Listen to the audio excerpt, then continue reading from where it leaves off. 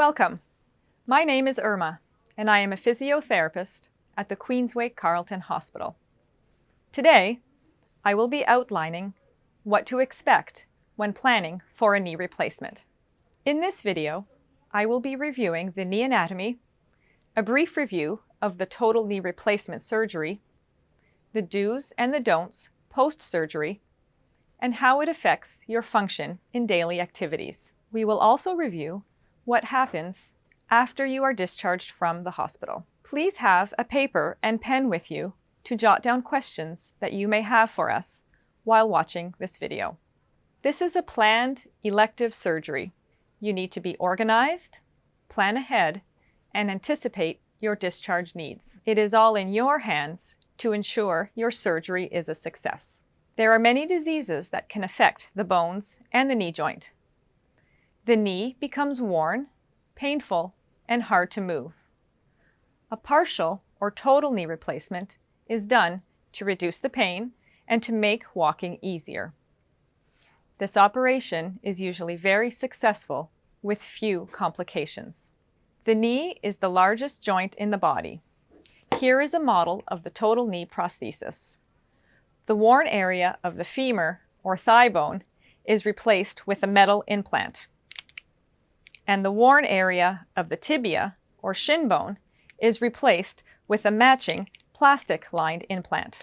These parts fit together and move smoothly to allow easy movement. Aluminum staples are used to help keep the incision closed for healing. The incision can get wet, so you are able to take a shower. You will have a dressing that will need to be removed when wet and replaced with a dry one. You can buy the dressings at the drugstore. You will be scheduled for a pre-op appointment. The hospital booking office will contact you to schedule this appointment before your surgery. The pre-op appointment is where you will see the nurse, the anesthetist, have some blood drawn, and review your medication list. The PREHAB physio appointment will prepare you for your surgery. You will be visiting the physio to review the setup of your home, your support system, possible discharge issues, your current walking status, an explanation of how to do stairs safely, demonstrate your exercises, review your required equipment, and what to expect post-surgery. Please make sure you have a pen and paper to jot down the equipment recommendations during your visit. Preparing your home in advance of surgery is important. You can consider making your home living space on one level. Consider placement of grab bars in your shower stall or bath. Eliminate any loose rugs and cords that can impede safe walking. Consider preparing meals ahead of time. In the bathroom, you may need to raise the height of your toilet with an over-toilet commode for safety. This also gives you the option of using the armrests to make sitting and standing easier. A bath transfer bench should be used to get in and out of your tub safely. Please make note of where your shower head is so that the therapist can suggest which device will be appropriate for you. If you have a walk-in shower, a shower chair allows you to sit safely. The physio will let you know what ambulation device you will need post-surgery. Almost everyone should be walking with a two-wheeled walker. You cannot use a four-wheeled walker post-operatively as it moves too quickly and can be unsafe. Some of you may use crutches, and the physiotherapist will advise you on which is best for you. You should walk with your assistive device until the physio advises you not to. To measure the proper height of your walker for you, stand up tall, drop one arm along your side. Measure from your wrist to the floor. The handle height of your walker, crutches, or cane should be at the level of your wrist. When walking with the walker, you should aim to step through with your foot as soon as possible. Avoid doing the wedding march. The reason for this is to gain a normal walking pattern. As your muscles get stronger, the physiotherapist may graduate you to a cane and then possibly nothing. Do not be afraid of stairs. If you live in a multi-story home, someone will need to carry your walker up and down the stairs, or you will need a two-wheeled walker on each floor of your home. You will go up one step at a time, holding onto your cane or crutch and the handrail. A way to remember is to keep your operated leg lower. This means that when going up the stairs, you lead with your good leg. When going down the stairs, you lead with your operated leg. Your cane always stays with your operated leg. If you do not have a handrail on your stairs, then you will need someone to help you. Please bring the following items with you on the day of your surgery: good walking shoes with a closed heel and closed toes, your two-wheeled walker or crutches labeled with your name.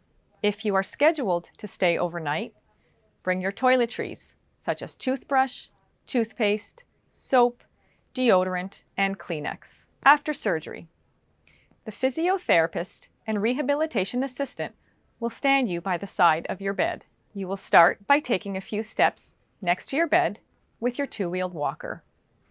Then you will progress walking further. You will also practice stair climbing if you have stairs at home to do. We encourage you to sit up for your meals and snacks. The day after surgery, you need to start the exercises you were shown to regain the range of motion and strength of the knee.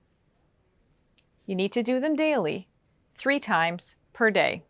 These exercises are very important to be done every day in order to provide you with your best recovery. The exercises that you will have to do at home are demonstrated on a separate video.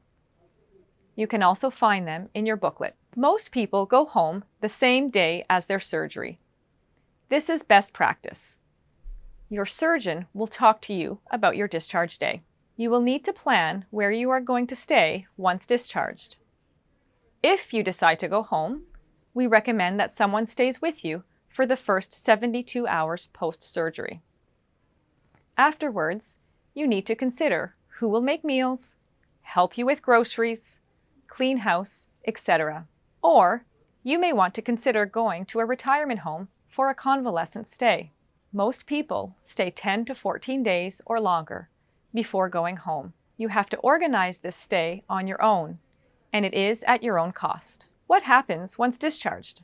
You will need to do your physiotherapy exercises at home 3 times a day, 10 to 20 repetitions of each exercise. Physiotherapy is also walking. We want you to walk around the house every hour.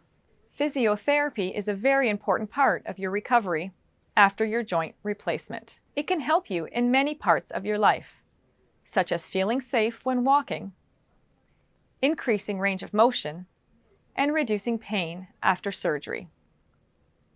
Your first physio visit should occur about 1 to 2 weeks following surgery.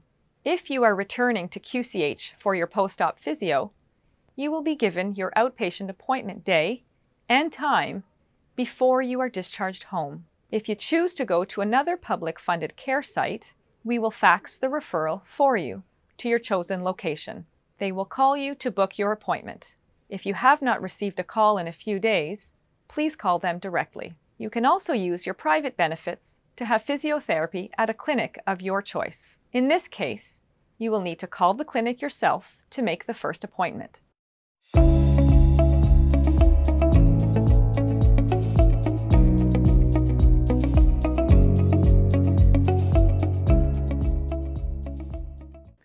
During your first assessment after surgery, your physio will determine how many times per week you will need to attend, as well as how many weeks you will be attending. Physiotherapy sessions are focused on reaching a particular goal. An example of a goal could be feeling stable and safe when you climb stairs. Once you reach your goal, your government-funded physiotherapy is finished and you will be discharged. Pain management. Ice is your friend. Ice your knee many times per day to control the swelling and decrease the pain.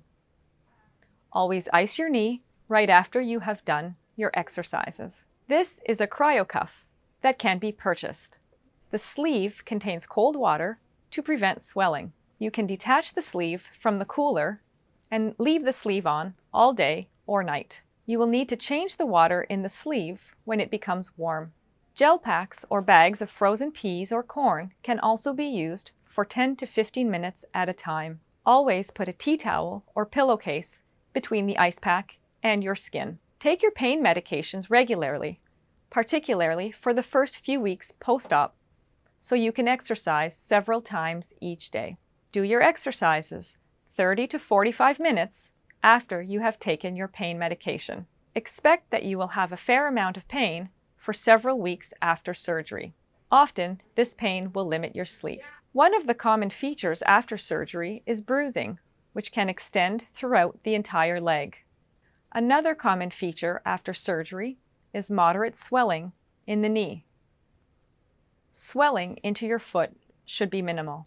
You may notice that the swelling increases as the day wears on or with increased activity. Elevation of the leg can be very helpful in controlling the swelling. If you notice swelling in your ankle or foot, you should elevate your leg 3 times a day for at least 20 to 30 minutes each time. Ideally, your entire leg should be propped up on 3 to 5 pillows placed lengthwise. Other features that you may experience are a patch of numbness on the outside of your knee, pain that regularly disturbs your sleep, and difficulty finding a comfortable position. There are a few things you should avoid after surgery. Do not cross your legs. Do not wear socks that are too tight. Do not sit for prolonged periods. We want you to get up at least every hour for a short walk.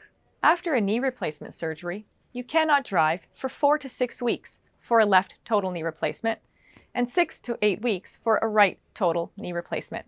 If you drive a manual transmission, then it will be 6 to 8 weeks no matter which knee is being replaced.